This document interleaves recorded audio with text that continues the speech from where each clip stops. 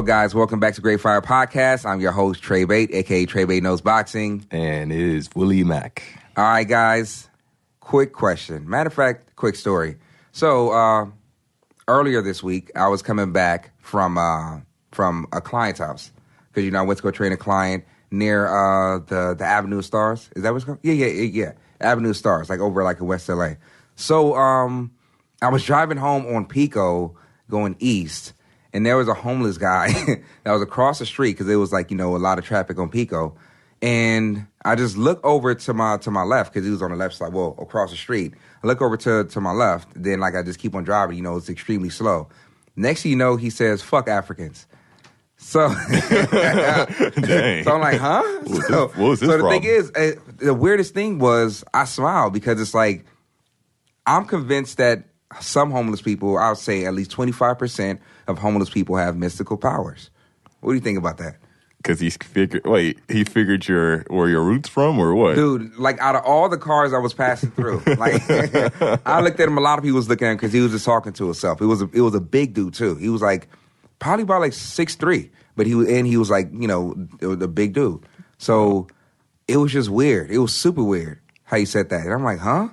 Because he was talking about all types of stuff, but then he just said that out of the blue. Then I'm like, you know what? I'm very convinced that some homeless people, I think 25%, if I just put a number on it. That's a lot, but I think so. Because we think that they're just saying gibberish, but they're not.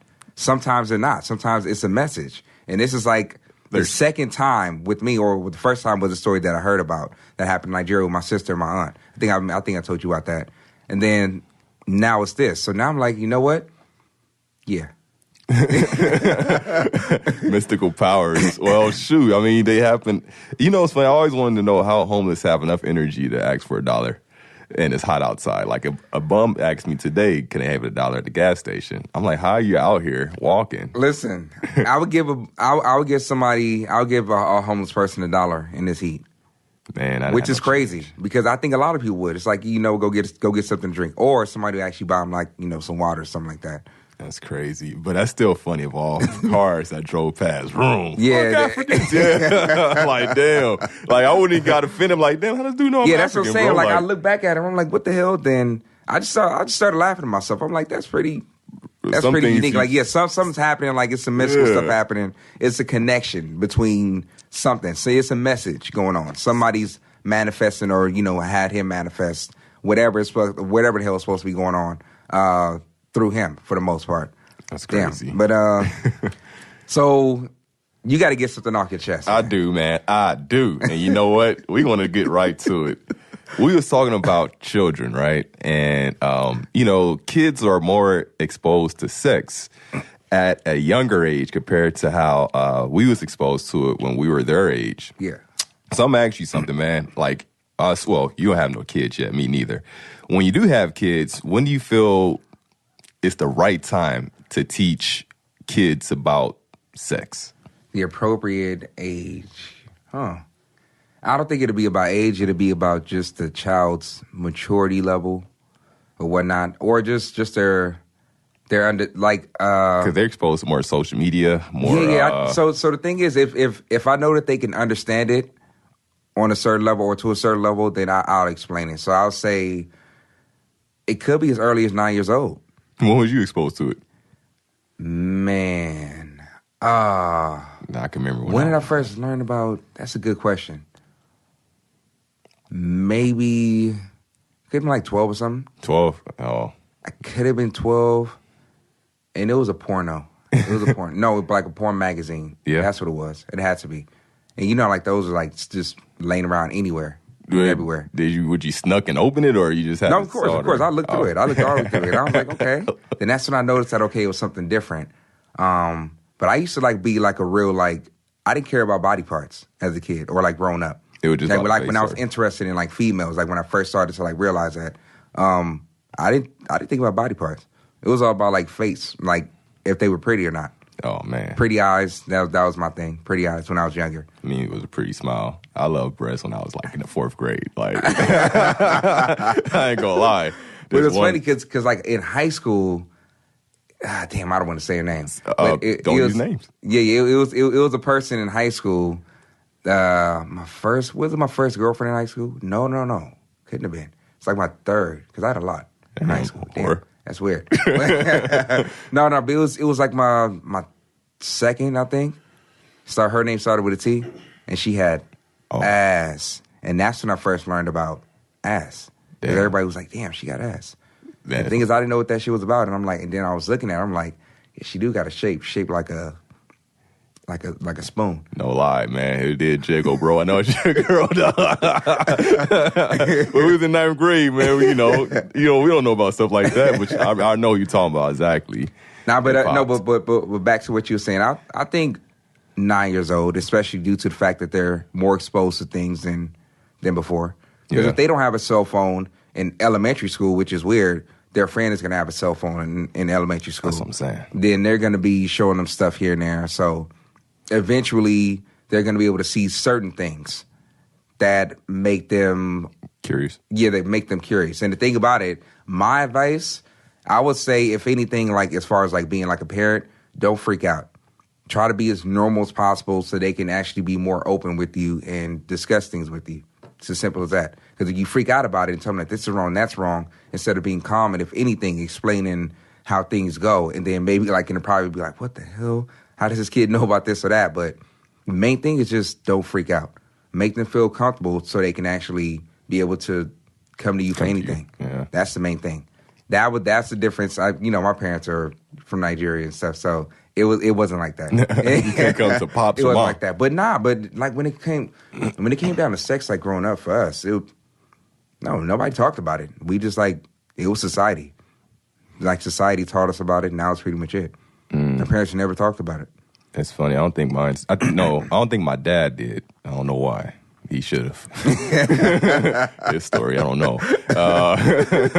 My mom did during our car rides when she used to drop me off to school. I don't know if I felt quite embarrassed when she was telling me about the male reproductive system, like how things are produced. That's because she must have knew that he was doing something. You're a very horny. You're a very, very horny kid. Rats. So you must have got caught with something, like a porn tape or something that she must have saw. She was thinking about it. It was like, you know what? Let me just talk to him. She, mother knows. Moms know. They got always that know. Intuition. So they know when the kid is up to something or whatever. But to answer my own question to ask you, man, whenever I do bring a kid into this world, that's one of the factors I always want to think about, like teaching them about society. Of course, the easy right from wrong. And then the sex part, like how would you start off? Like, of course, if you have a son, it's going to be a different talk than what you have with a daughter. Because especially a daughter, because let's face it, guys going to hit on the girls more than the other way around. You know what I mean? So, that's going to be one of the most nervous talks out there. And parents out there that has kids that's not teenage yet, let us know how those talks go. Or if you haven't had those talks, let us know when or why you haven't or when you will. Because it'll help myself out, and I'm sure you, when it's time for us to have our kids out there. And the thing is, I'll say this, though. A-Bait is really, really good. I would send my child or my daughter to him. Yeah. Because he keeps it real. He keeps it real. A-Bait. He tells them the facts. That's it. This is what it is. This is how guys think. This is how the majority is. This is how some are. This is how this. He keeps it real. As far as the boys will see it. They'll learn. They'll learn. Like I said, men have a better connection, or they have a better conversation when it comes down to that topic. But when it comes down to the girls, let's say like a father and a daughter, the father, if not an uncle, if that little girl has an uncle in her life, the uncle would be the perfect figure for that. Because to think about it, sometimes when your parents say certain things, you don't quite listen. You hear, but you don't listen. But when it's somebody that is an outside influence that you, I guess in a sense, look up to or that you admire, it'll have a bigger impact. And then, believe it or not, it's something that it'll have a greater effect on you to where you would actually listen to that. So to say if it's an uncle, let's say especially for like a little girl, if it's an uncle that she like really admires, that uncle would be the perfect person to explain the whole birds and the bees and the pros and the cons and how not to be a hoe. A hoe. I was about to mix both of them up. And just how to, just be a productive individual in society. I think that uncle would break it down and like give her the real twist. She's just like, oh, it won't feel uncomfortable. Because the thing about it, like, let's say if the uncle is single or if he's actually married at the time, he could say all types of things and she would just look at it like, that's my uncle. But if a father was to say certain things to be real and explain certain stories that happened to him, it's like, damn, my dad did this. My dad was out there wilding. So I think a lot of girls find out that their dads are not crazy, but, had a life before, their mother or before their mothers. I think they find that out like when they're teens or whatnot, if the dad is not out there. But for the most part, before that, they see their dad as the king, as everything. So that image, is something that should maintain in a sense, Yeah, and I wouldn't want my kids to be scared of me. I would want my kids to come to me about everything. Of course, I have to draw the line of being a friend and a father. So a lot of things I'm not going to approve of or whatever. But if you have questions about anything, sex, drugs, whatever, I'm here. I'm not going to overreact. Like you said, you don't want to overreact with your kids because now it's like you shun them.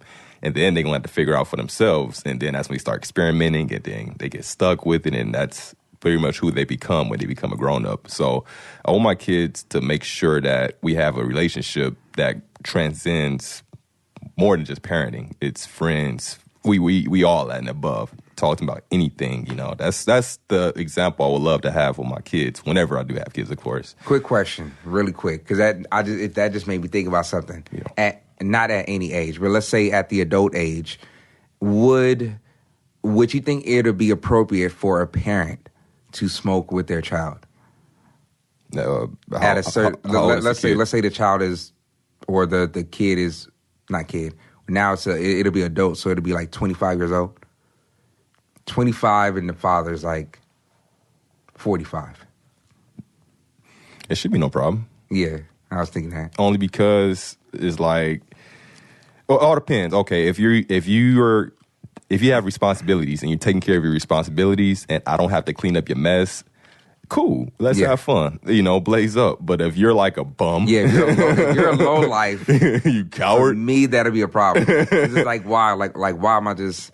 I'm actually promoting your stupidity at that point. And I'm not being a father. And I feel like a deadbeat. But it's like you got it all together. And, you got full control of yourself.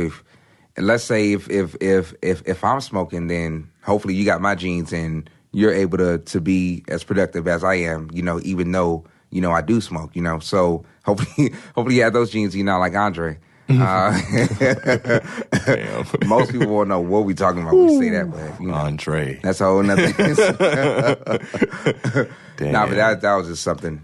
That was something I was thinking of. Yeah, I'm kind of glad you brought that up because, as you know, and some people know, I service homes, cable technician. So it was parents that it was homes that I went to, and the mom was smoking marijuana in front of 2 7, 8-year-olds. And I had to ask myself, like, would I do that? I couldn't, and I wouldn't, and I shouldn't. I wouldn't let my child, the thing is, I wouldn't let my children know about it. They don't have to. They don't have to know about it. Especially kids, they don't have to know about it. They don't have to see it. You have no self-control. You're smoking in front of your kid. You should not smoke in front of your kids. None at all. I was quite embarrassed seeing that. Yeah, there's ways, like, you got to have self-control. You got to have self-control. That's when you have to treat it like medication, like it's Advil. You wouldn't pour a whole bottle of Advil in your mouth and be around your kids. You wouldn't do that. That's kind of weird. And it's crazy because this specific home, like, I'm working on it, and it like a lot of dots connecting, but in a negative way. So the mom was yelling hella loud to her kids, pick up this, do that, do that. The kids looking lost like a mother, you know what I mean? I don't want to use a cuss word, but yeah, they looking lost. And then now she's smoking in front of the kids, so it's like now I'm starting to learn like how these adults are developed. How it develops. They're in a tumultuous home. And they're not being nurtured enough. So they go out and they find something called a gang, which is family to them. And they see what they're doing, and it's cool. So now you got these 20-year-olds shooting 22-year-olds like they did with X in Florida. The guy that shot X was only 22 years old, and I think X was only like 20. So it's like it starts, I'm not saying it all starts from those kind of homes, but that's one of the examples of homes need to change in that manner. So that home didn't have a father in it, correct? No father. That's the fucked up part. Like, I mean, I love single moms out there, but if you're gonna be a mom, you gotta be mom, dad, uncle, aunt, the role model. You got to think about it. So in a sense, America is fatherless. America is fatherless. In some degree. Think about everything, even as far as politics, as far as everything. You really think about that. That's, wow. That's something I'll go into more detail about that a little bit later, because I think we're going to have like an actual show about that. I'm going to pop a Stay tuned. Yeah, actually, I'm going to pop a sneak question at you right now. Yeah. If you dating a female and she has like no father figure and she was raised by her mother, does that make you think about, damn, do she got her morals straight? Did she come from a nice home? It does have an effect on her. Yeah. I mean, it would have an effect for sure. I wouldn't judge her for that, but the thing is, that's something I would look at. Me being me, yeah. And the thing is, like, let's say certain actions will play out if, in fact, let's say her not having a father in her home. Like, let's just say this: there are common things that do occur with people who don't have fathers in the home, or at least a father influence, or just a father in their life. Period.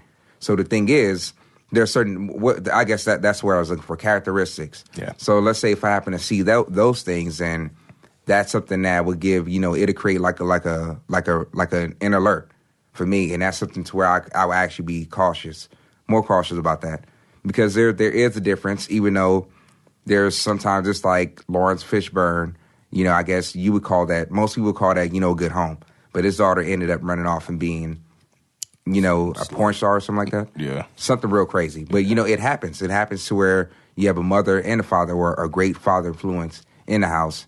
And still you have a child or children that go out and end up being something totally different. And now it's just because, who knows? Who knows? You think about that. Yeah, that's deep.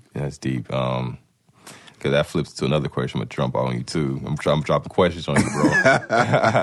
So this guy, Michael Black, so most of you guys already know the comedian. He posts on his post, child support is for absent fathers and not for failed relationships. Oh, damn. You feel like females are taking advantage of that system to stick it to the father, or do you really think they're using that child support because they're trying to raise their kid properly?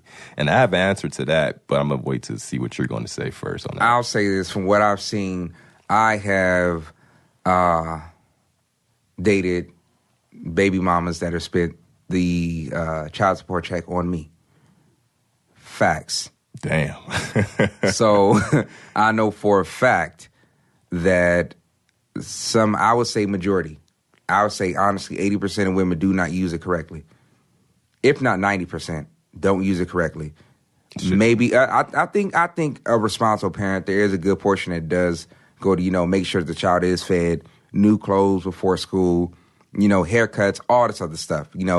Let's say football programs, whatever the case might be, Ubers, all that shit. But I do think that people do abuse that because they can. The system allows people to do it. It really does. It's like welfare.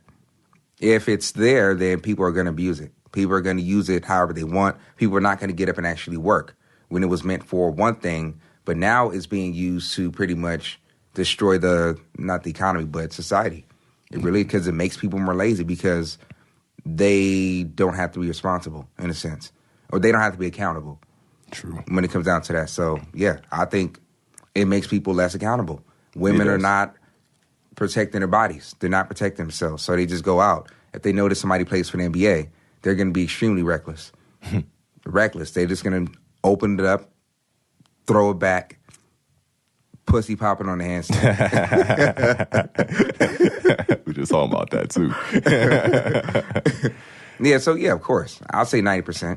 And the thing is, these women, they get upset. It's kind of like that quote that you just read. They're upset because the guy doesn't want them anymore. So that guy must pay for not wanting them anymore.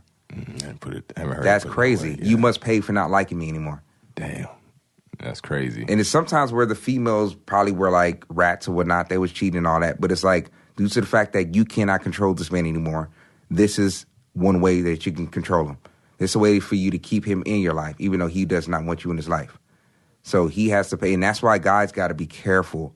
You just got to be careful what you do, because it is a fact that females are extremely emotional, a lot more emotional. Men are more logical or more realistic. So with that, there's even women who actually recognize that, and they'll definitely tell the truth about that. And they'll be like, yeah, that is true. Women are a little bit more loose when it comes down to their emotions. So yeah, of course, I agree, 100%. Yeah, that's crazy. And for that, I mean, look, my parents never married. I think they broke up when I was like 5 or 6. But my mom never charged my dad for child support. But instead, my dad used that time or used the money he just gave me lunch money, quality time, was there for me 24/7, even though we never lived together.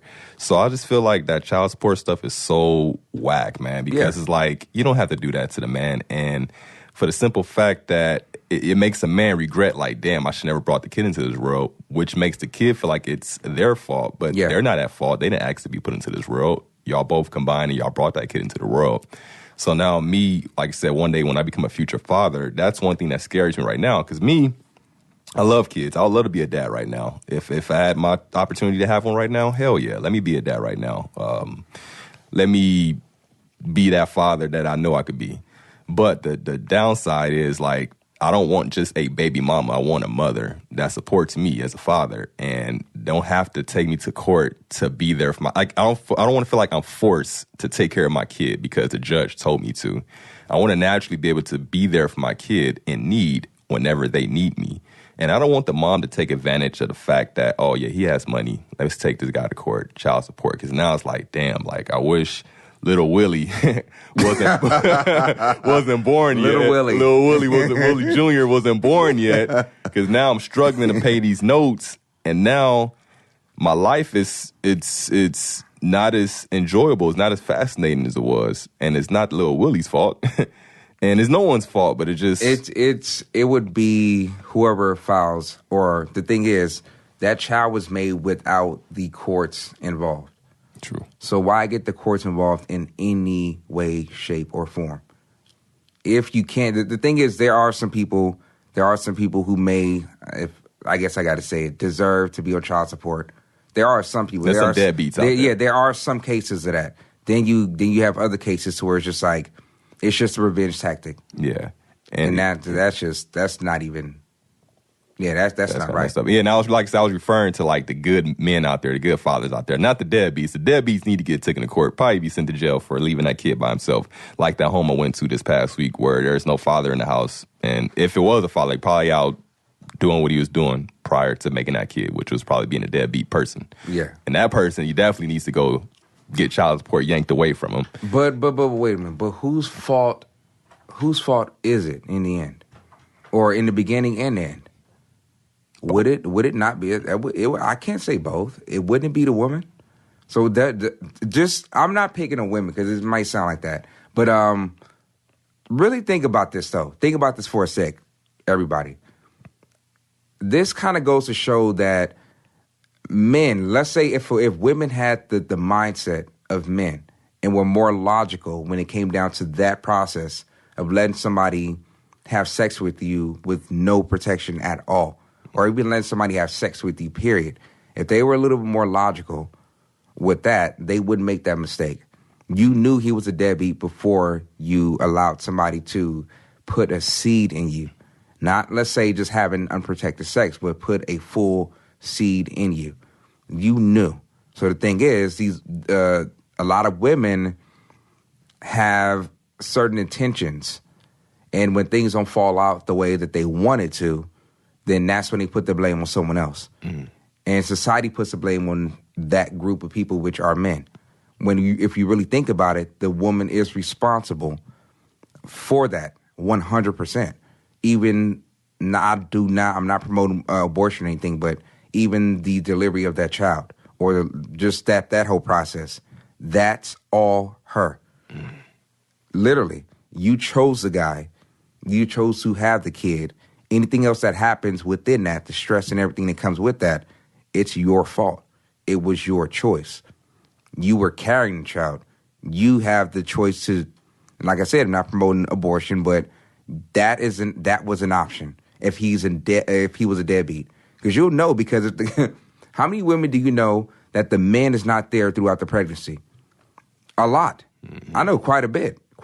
Yeah. So it's like, that should tell you everything right then and there.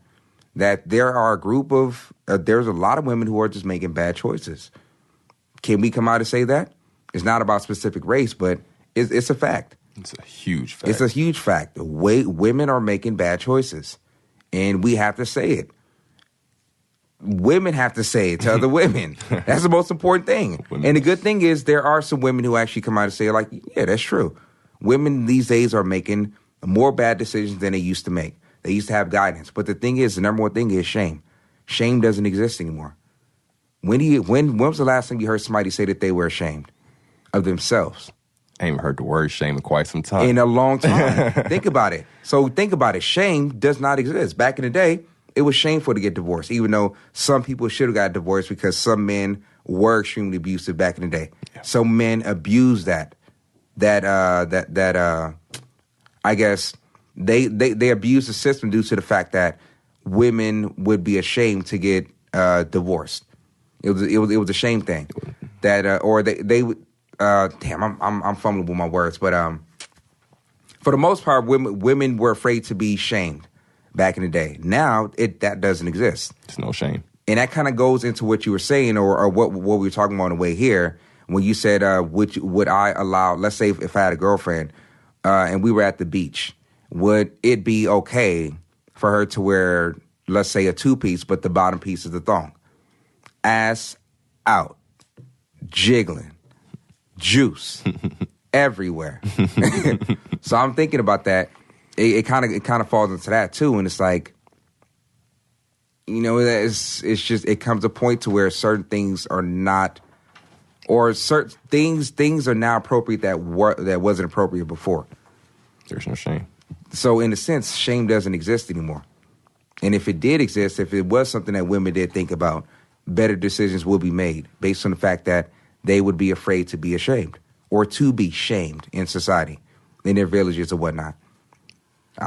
That's just something I was thinking about. That's pretty deep, man. A lot of women don't hold themselves accountable, a.k.a. they're not ashamed of their actions. And that's because society allows them or tells them that they don't have to. That blame it on somebody else. Blame it on somebody else. And there could be, the thing is, like I said, not picking on a specific race, but I could say this for a fact.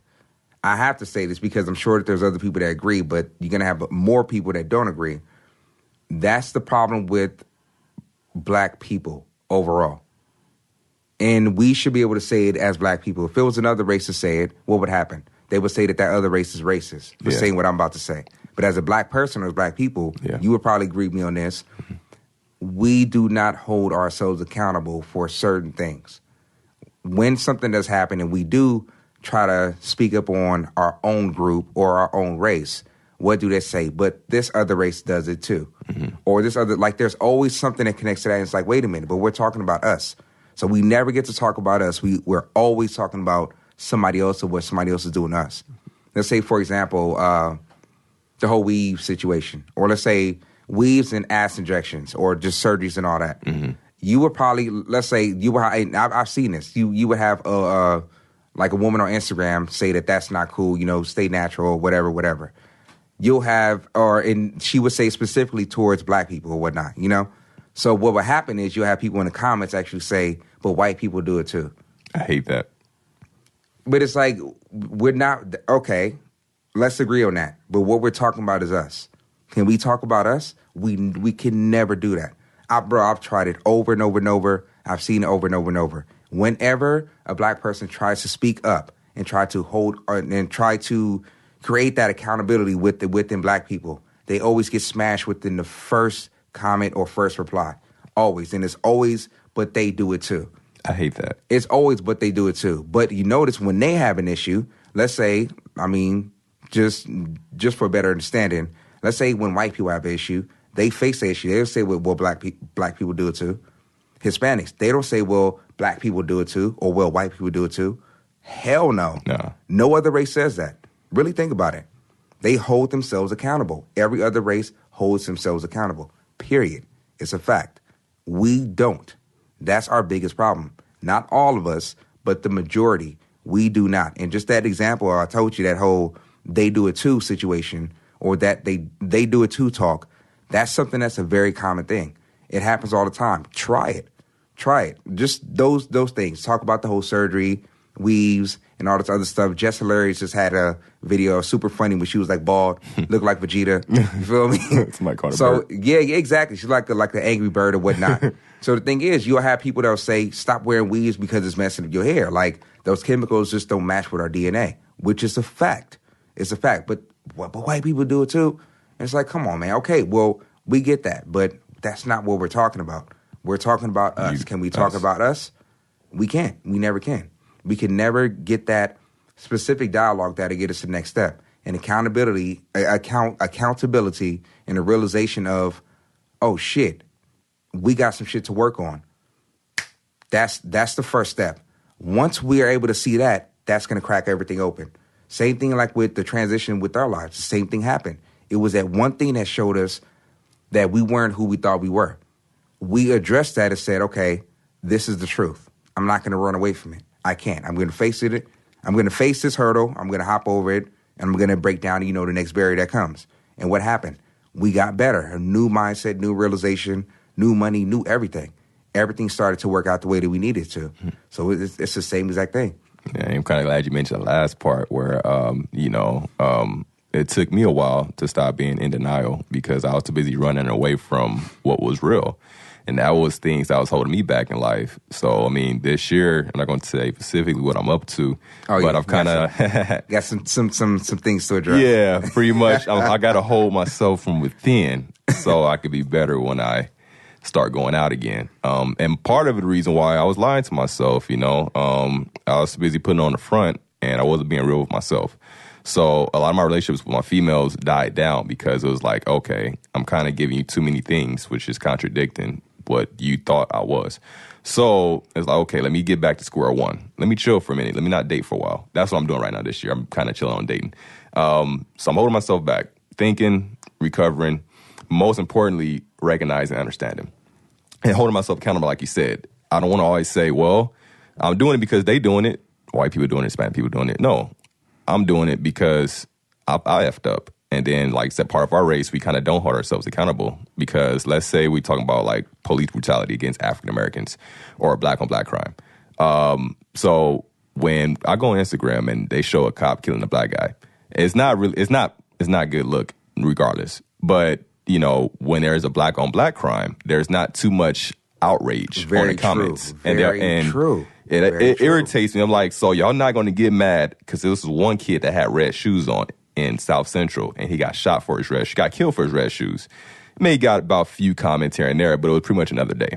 Let a cop do that, oh my God, we got to march, picket, do all that stuff. Yeah. And it's like, dude, we should do that for each other, not just when cops harm us, but when we harm each other.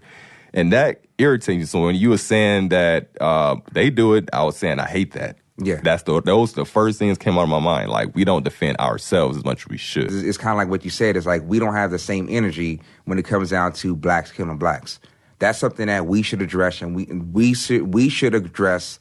In my opinion, we should address that first before addressing anything else. But what would they say? But the police are killing us too, or they'll say this is that, or Hispanics kill each other too, or white people kill each other all the time. It's like, come on now. Can we address this situation that we have with us, fix that, and then we can see everything else a lot clearer? That's the main thing. Like, the key word is minority and majority. So if they say, oh, white people kill white people too, they're the majority, is going to get overlooked because it's the majority of them in the United States. So where the minorities and the African American culture and Hispanic culture, of course, but we talk about the African American culture, we're minorities. So anything we do is going to be magnified by 1,000.